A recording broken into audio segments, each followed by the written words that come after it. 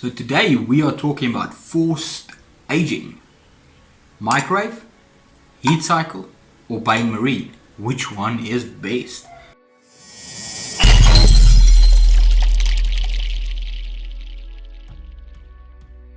Hello and welcome back to another Beaver DIY day. Once again, you guys voted and we are doing it. If you want to know what the next voting options are, please check over on the community page.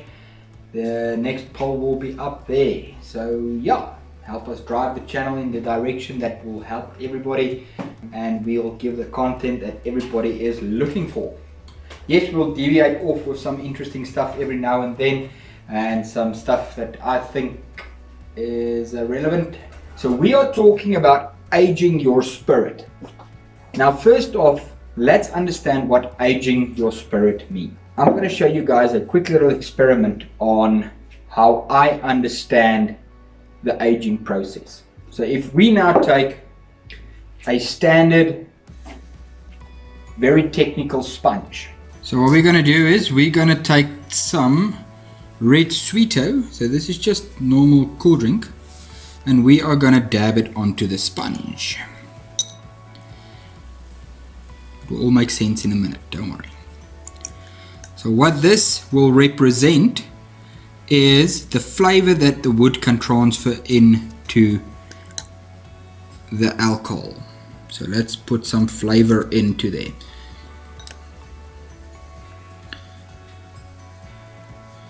So there we go. Okay.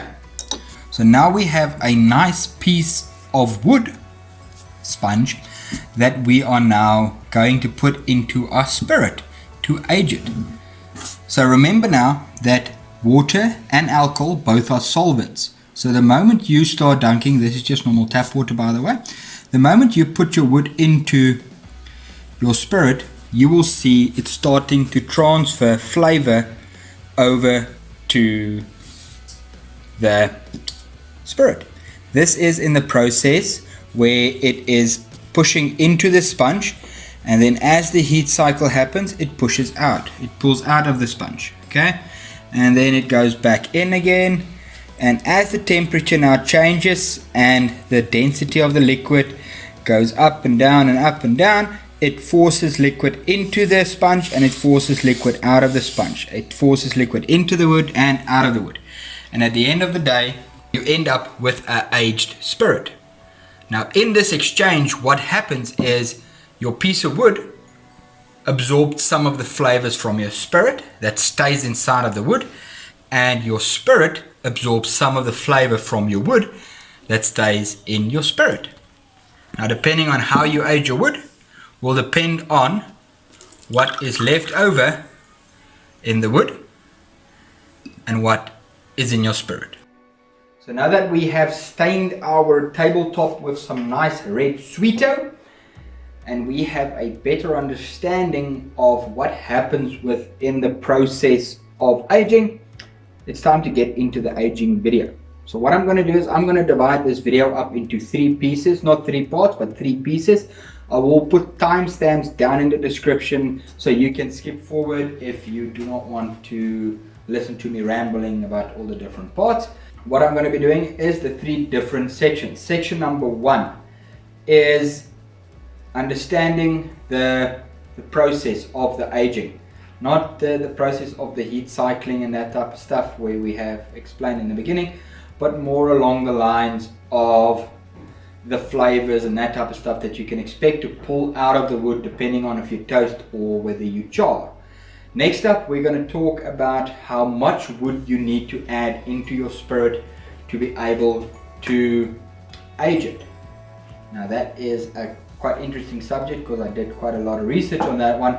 And then third and finally, we are going to be talking about the 3 different methods that I used to age, or that I use to age my spirits. Let's get on to part number 1. The wood, the prep of the wood, and understanding how the process works. There's a nice little chart that is available. It's also on the screen now in nice bold color. So I don't know who to credit for this chart, but I found it on the internet on one of the distillers forums. Now what this chart tells us is at what level can you expect what flavor depending on the toast that you add to your wood. So this is not charring, this is the toasting part. So the toasting part will impart flavors. If you see, this graph works on flavor or aroma intensity, and then on the bottom part there is degrees in Fahrenheit and centigrade.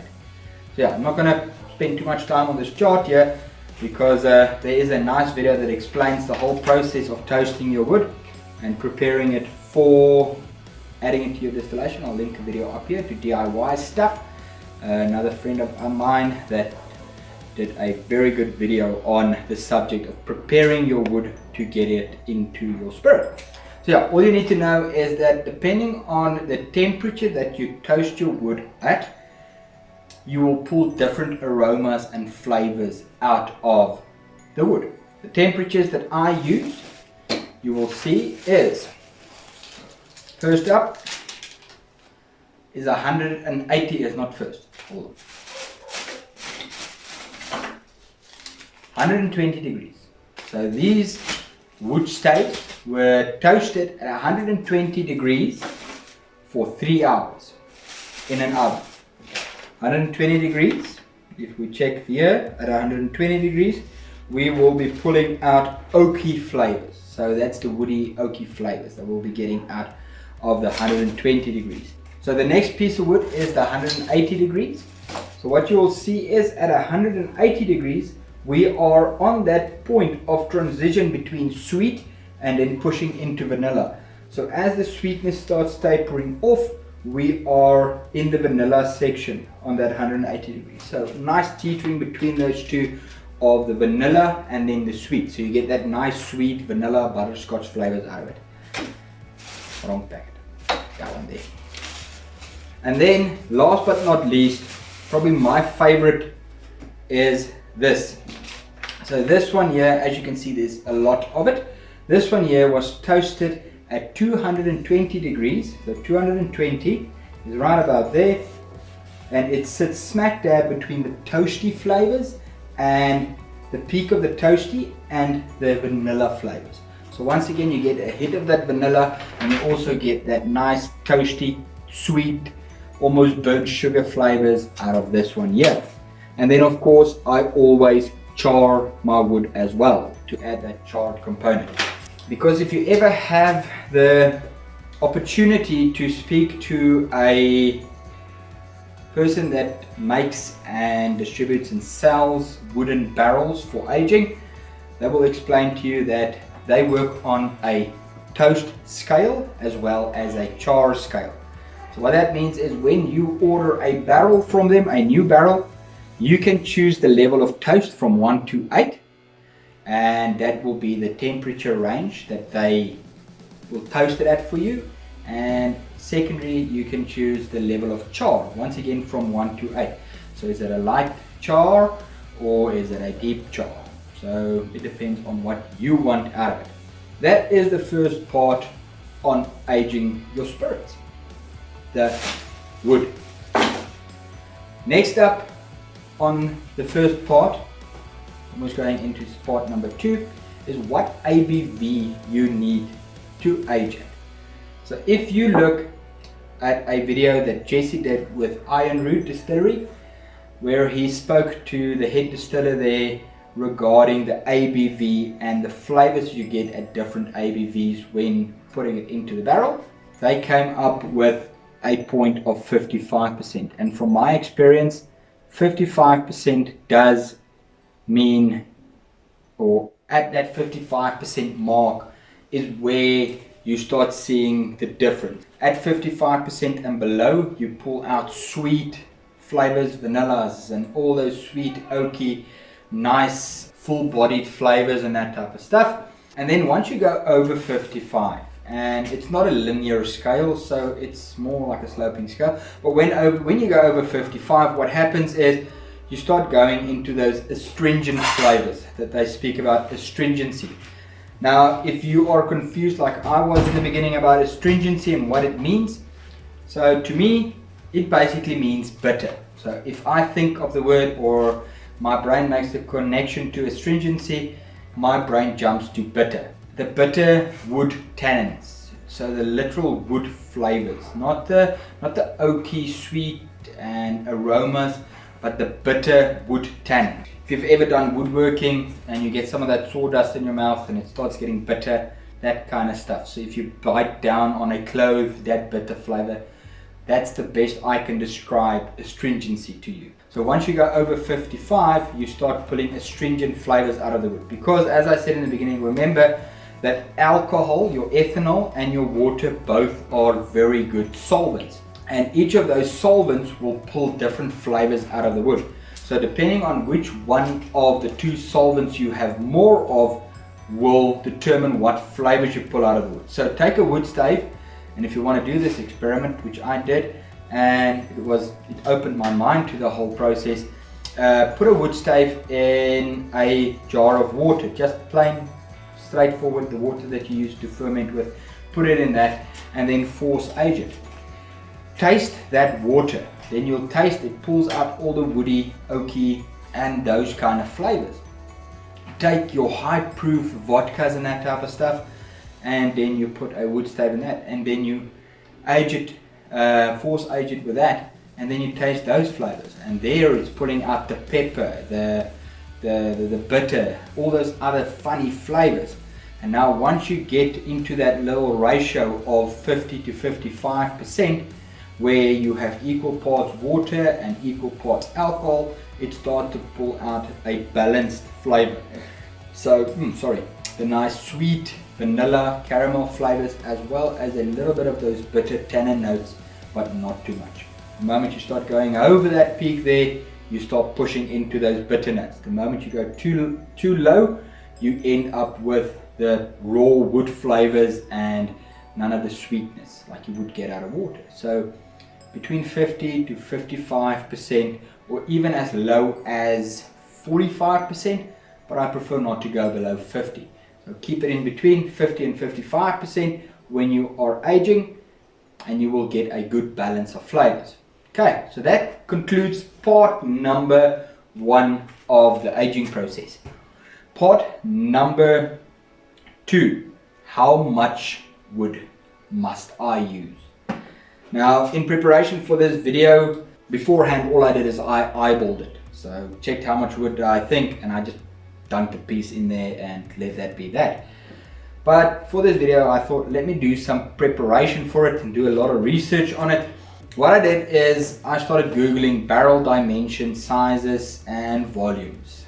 So I went through all of the different types of barrels that I used, the sizes of the barrels and all those funny things. Okay, then I made a nice big Excel spreadsheet of barrels from 1 liter all the way up to 700 liter barrels, as well as different manufacturers that make the barrels. And guess what? There was no correlation between any of them. There was no factor that you can incorporate between the volume of liquid to the surface area of wood. So it was just a jumbled mess at the end of the day. I think somebody just broke something in the house, because my daughter just said, "That was niks." Not to confuse you a lot anymore than I've already confused myself, but what I did is I've worked out the surface area on the inside of the barrel, as well as the surface area of the cap and the bottom. And then I took that and I divided it by the liters of liquid that's inside of the barrel, and that gave me a number. I did this for all the different volume barrels out there, and like I said, yeah, it was all over the place. Some were 800 square centimeters or centimeters squared per liter. Some of them were as low as 80. So yeah, at the end of the day, it did not make sense to me. And I love statistics, not math. I suck at math, but I love statistics, because once you add a formula to something, it shows you the truth. And what this showed me is that this is much less a science and much more an art. because there is no rhyme or reason to the size of the barrel or the volume or any of that. But what I did then to make some sense of it all is I took all the volumes, I added them all up, ended up with about 11,000 liters or something like that. I think, no, around about there. And then I took all the surface area, so the whole surface area of the barrel on the inside, including, I even added the hoop area in there, so when it bulges out, I even calculated that. And I added all of that in, including top and bottom cap. And then I divided the big number through the big volume, and I came up with a number. And that number was exactly 123 square centimeters or centimeters squared per liter of spirit. If you want to get scientific about it, that's the amount of wood you need to add. Then I went and I started calculating, and I thought to myself, 120 square centimeters seems like a hell of a lot of wood to add to 1 liter of liquid. And it is, because it's a block that's roughly 10 centimeters by 12 centimeters by 1 centimeter thick. So I don't know about you, but I will not be able to fit a block that size into my spirit. But then luckily, after a lot more research and thinking I did my formulas wrong and redoing my formula, I found out that my woodworking needed to come into play here. Because if you look at wood, you have two different types of grain. You have end grain and you have long grain. Now, your end grain is open and porous. These are like little straws that suck liquid, because if you cut a tree, the end grain will be at the bottom and the top of the stump, and then your long grain will be along the length. Okay, so what happens is how the tree grows is it sucks the liquid from the bottom through these little straws, which is the sapwood, and it then transfers that liquid and nutrients all the way across the tree. So this means that because we are aging in these small little jars, if we put that volume of 123 squared centimeters of wood into 1 liter, we will be over oaking. Can you over oak? Over? Yes, you can. 100% you can. I've done it plenty of times where I thought more is more, and once again, apparently more is less. So yeah, then the woodworking came in to fruition. When I used to make butcher blocks and you made an end grain butcher block, it sucked up the oil that you put onto it like it's an endless pit. So you kept on putting oil on oil and oil and oil and oil, and it just kept sucking everything in. But when you made a long grain butcher block similar to the tabletop here, it didn't take that much oil, because the oil didn't penetrate as deep into the material as it did when you have an end grain. So that made me thinking, okay, so because we are taking this piece of wood and we're dunking it in there, the spirit will have access to both the long grain as well as the end grain. So this whole piece will become saturated. And if you look at a barrel on the inside, including the top, the lid and the bottom cap, the wood or the spirit never has access to the end grain side. So that is why you end up with such a big number of surface area, because the spirit has to push through the the long grain into the wood and then out again, like we did in that little experiment. So then what I did is I started once again Googling, phoning, doing all the fun things that I need to do, and I came up with a standard that most people seem to agree on as a factor of 3. So what does that mean? That means that because we are exposing end grain, the volume on the outside of the 4 sides should be 1/3 of 123 squared. And just to round it down to make it easier, we made it 120 squared. So that means that if you want to age 1 liter of spirit, 1 by 1 by 10 centimeters. So one side will give you 10 squares, the other side will give you another 10, and then 10, 10, 10, ending up with 40 square centimeters of surface area on that block, and that is enough to add to 1 liter of liquid. Okay, so if you want to do 750 mils, all you need to do is take off 250 mils of the liquid and take off 1/4 of the wood, and you will end up with 3/4 of the wood volume and 3/4 of the liquid volume that you need to age to. Simple as that. If you want to do 10 liters, just scale it up. Keeping in mind that the moment you start going into the bigger volumes and you want to put in a big chunk of wood, your end grain is going to be more exposed and you might run into some issues. That is the end of part 2. See, suck at math. Well, if you stick around all the way to the end where I am done rambling, and we are finally at part number 3.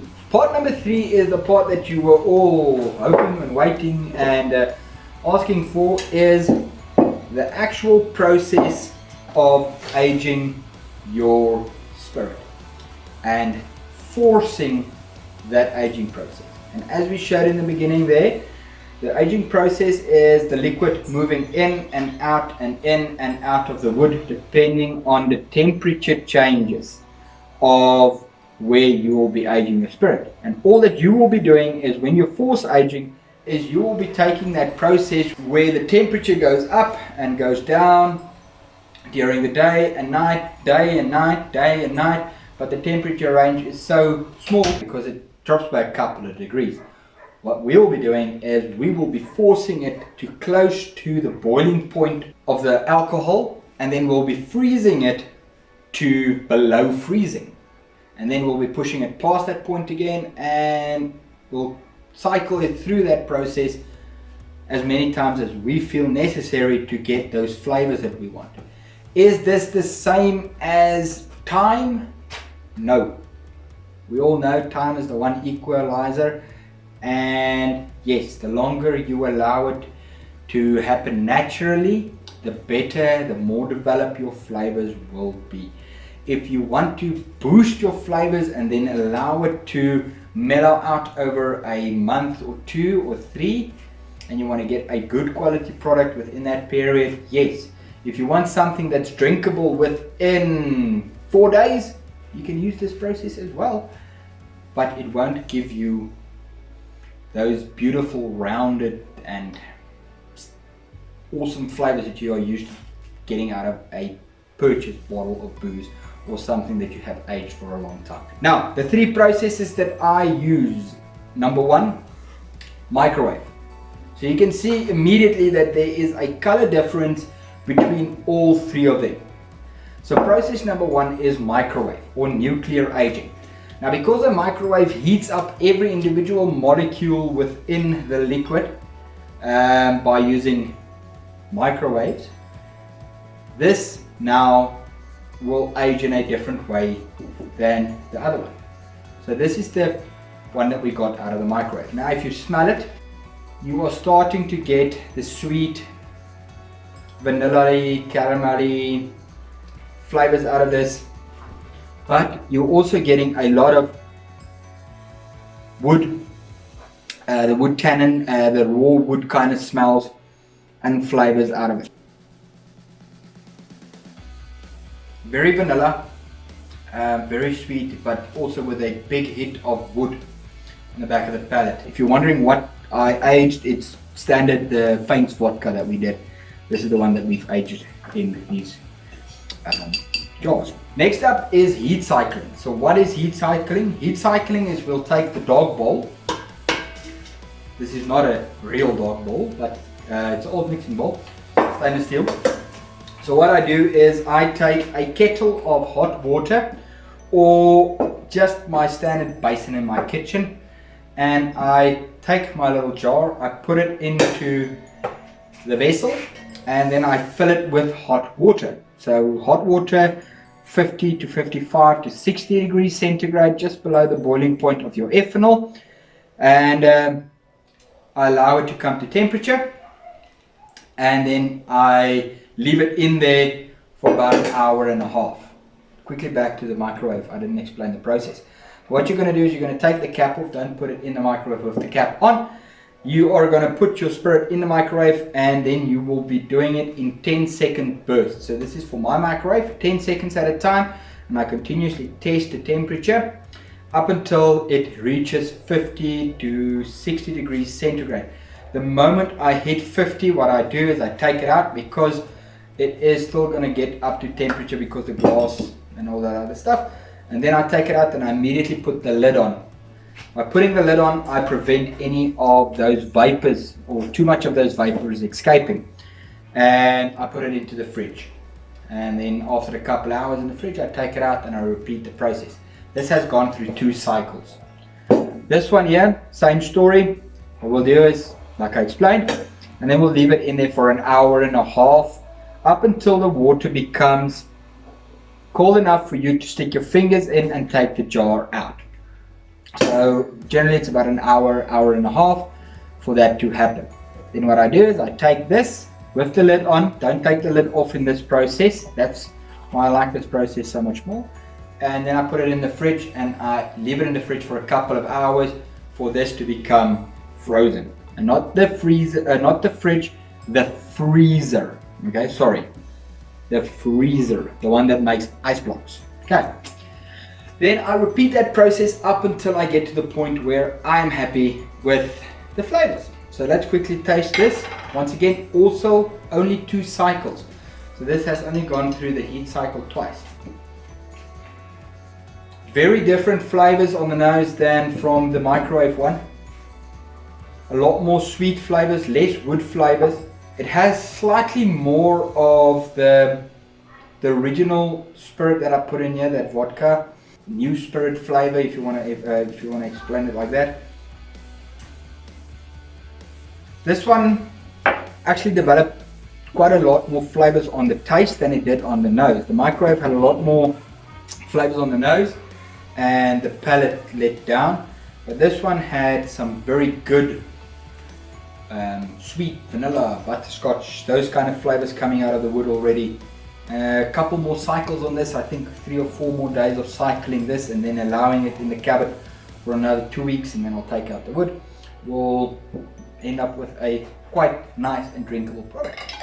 And then last but not least is the bain-marie method. I think I'm mispronouncing that word once again. But what this is a heat cycle, but for a longer period of time. So instead of heat cycling it hour and a half in the hot bath and then 2-3 hours in the fridge, an hour and a half there, and cycling through that, what we do is the bain-marie method, or the other method that the guys use is they use a sous vide machine. Once again, mispronouncing that word terribly, but they use a sous vide machine, and what that does, it keeps the temperature of the water at a very specific temperature forever. I don't own a sous vide machine, so what I did is I improvised. So instead of adding hot water to my dog bowl over there, I added to a cooler box. So by adding that hot water to a cooler box, once again between 50 and 60 degrees, not too picky about it, you just want this thing to come up to temperature. And then what I do is I put my bottle in there and I leave it overnight. So before I go to bed, I put it in the cooler box. I leave it in there until the next morning when I wake up and I need to go to work. Then what I do is open the lid up. It's still nice and hot in there, nice and steamy hot. I take this liquid and I put it into the fridge. And as you can see, because of that prolonged period in the hot water, we have a drastically different color between the two. I don't know if you can pick it up on the camera, but there's a huge color difference. And that color difference there is down to the temperature staying at a high temperature for a lot longer, where this only gets heated up to that 50 to 60 degrees for a minute or two. This is for an hour to 2, and this is for up to 8-9 hours in that hot bath. And then once again goes into the fridge. So my process is bain-marie it overnight. Next morning before I go to work, chuck it in the fridge, leave it until that evening again when I come back from work, Take it out of the fridge, let it come up to room temperature nice and slowly so I don't crack the bottle. Dunk a whole lot of hot water back into my cooler box. Dab this in there and leave it overnight again. And then yeah, boom, Bob's your uncle. You will end up with a spirit like this after 2 cycles. Is this finished yet? Let's find out. First up on the nose, very sweet. Not a lot of other flavors in there. There's a very big ethanol hit on the nose with this. Newly distilled spirit flavor is almost completely gone. I might be smelling a little bit of vanilla. Okay, so very similar to the heat cycle method. Very far removed from the microwave method. Very sweet on the taste. A little bit of wood flavor, but not a lot. Quite nice. Let's get back into it. Let's recap quickly. Microwave had some good flavors. The heat cycle had better flavors to me, and then the Bain Marie had some very good sweet flavors. Now my personal opinion is the microwave method is a tiny bit dangerous. So if you want to see more on this, I'll link another video from Jesse up here where he did a complete video on this whole cycle process. But yeah, it's a bit dangerous to me to put something that's flammable at a high proof in a microwave that's designed to heat up stuff. If you accidentally slip up or leave it for too long or whatever the case may be, this can get really dangerous really quickly. I won't use this method often unless I really have to, but yeah, that's my opinion on the microwave. Now what I will be using in the future is I will be splitting, similar to what a distillery does with their barrels, and they have different barrels they blend together. I'll be doing that method with my spirits. It's quite an interesting experiment that I just did, so I never would have done it this way. So I will heat cycle half of my spirit in the standard heat cycle method, and then I will Bain Marie the other half with the Bain Marie method, and at the end of the whole process I will blend the two together, creating a spirit that has both of these different flavor profiles, and I will end up with quite a nice spirit, I believe. Before I pop off here, thanks to Bully Bonanza. Thanks, bud, for mentioning that the light behind me is quite distracting. It's off now. Hopefully it makes it better. So yeah, thank you very much for that comment, and if you guys have any suggestions on how to make the videos better or anything like that, if you have a complaint about the audio or video quality, whatever you have, just pop it down in the description and we'll see, or pop it down in the comments. We will see if we can fix it for you, like the light. And as always guys, thank you very much for joining me and sticking around all the way to the end. If you have any further questions, suggestions or comments, please put them down in the comments. And then as always, if you find value in these kind of videos, hit that subscribe button there and ring that little bell so you don't miss a video. And have a lucky day.